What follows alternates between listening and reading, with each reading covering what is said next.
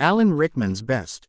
Galaxy Quest. Scenes were cut for the dumbest reason. The rare Tim Allen movie that's actually watchable. Galaxy Quest remains beloved by fans who don't care that it's basically just three amigos in space, but the movie may have been even more beloved had the studio that made it not interfered at the last minute. As we've mentioned before, Galaxy Quest was very nearly an R-rated comedy, even featuring jokes involving graphic decapitations, and Sigourney Weaver's character Gwen was originally going to drop F-bombs and attempt to seduce aliens. Weaver just revealed that a performance from her co-star, the late Alan Rickman, was severely impacted by these cuts, and it turns out that the studio insisted on these edits for the dumbest of reasons. During a recent appearance at New York Comic Con, recorded for Josh Horowitz's Happy Sad Confused podcast, Weaver was asked about the long-gestating Galaxy Quest streaming series sequel. While producer Mark Johnson suggested that the show was still in the works earlier this year, Weaver seemed skeptical.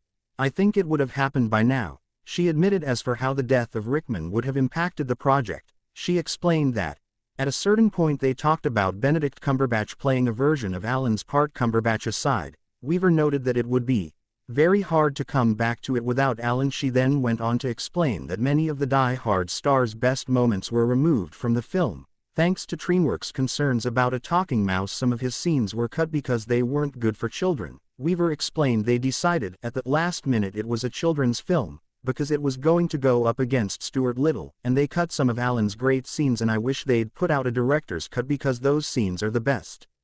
In 2019, The Hollywood Reporter stated that several of Rickman's scenes were cut because they were a little kinky for a family audience, and Weaver similarly confessed that his boundary-pushing moments had to go so they could make it a kids' movie, which is such a shame. Maybe instead of making a Galaxy Quest TV show starring Doctor Strange, Paramount should just restore the original movie that was butchered in order to compete with a CGI rodent.